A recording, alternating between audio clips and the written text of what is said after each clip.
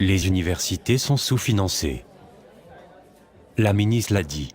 Vous, les étudiants, devez faire votre juste part. Mais la hausse de 1 625 $ va nous endetter davantage et diminuer l'accès à l'éducation.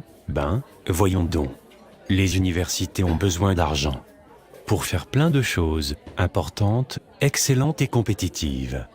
Comme construire des îlots voyageurs ou des campus, hors campus, dans la cour de l'université voisine. Comme l'université Laval à Montréal, l'université de Montréal à Laval, l'université de Sherbrooke à Longueuil, l'université du Québec en Outaouais à Saint-Jérôme, etc. Faut aussi payer plus cher les excellents recteurs, vice-recteurs adjoints et les adjoints des adjoints pour être compétitifs avec les autres universités. Sinon, aucune excellente personne ne voudra devenir recteur, vice-recteur adjoint ou adjoint de l'adjoint. Et à cause de ça, nous ne serons plus aussi importants, excellents et compétitifs que les autres. Et ça sera votre faute. Mais depuis le rapport Parent, le Québec a fait le choix de garder l'éducation accessible, non? Quand est-ce qu'on a décidé que c'était fini? Mais ça, c'était dans mon temps. Maintenant que c'est votre tour, c'est différent. Mais pourquoi ce serait différent? Parce que le gouvernement a besoin d'argent.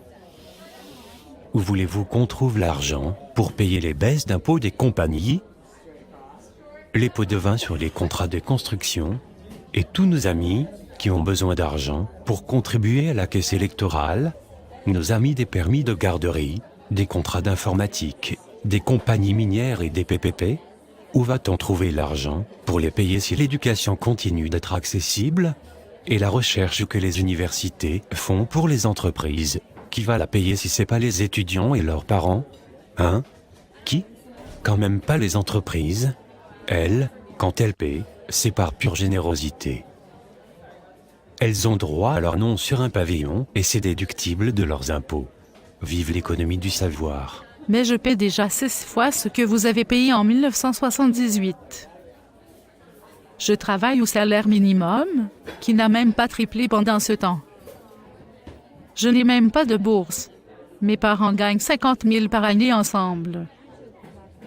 En ajoutant la hausse de 1 625 $, ma petite sœur devra payer 5 000 $ par année pour ses cours, presque 10 fois plus que ce que vous avez payé pour vos études. Me semble que c'est pas juste. Mais le coût des études, c'est pas une dépense, pauvre enfant. Il faut voir ça comme un placement. Tu gagneras beaucoup d'argent avec ton diplôme. Tu pourras donc rembourser tes prêts et enrichir les banques, en même temps, avec les intérêts. Pauvres banques, qui n'ont fait que 25 milliards de profits l'an dernier. Faut les aider un peu. Il faut donc voir ton diplôme comme un bien, acheté à crédit. Mais j'étudie en philo. J'apprends beaucoup, mais pas nécessairement à devenir riche. Tu n'as qu'à changer de programme. Va en administration, des affaires ou en finance.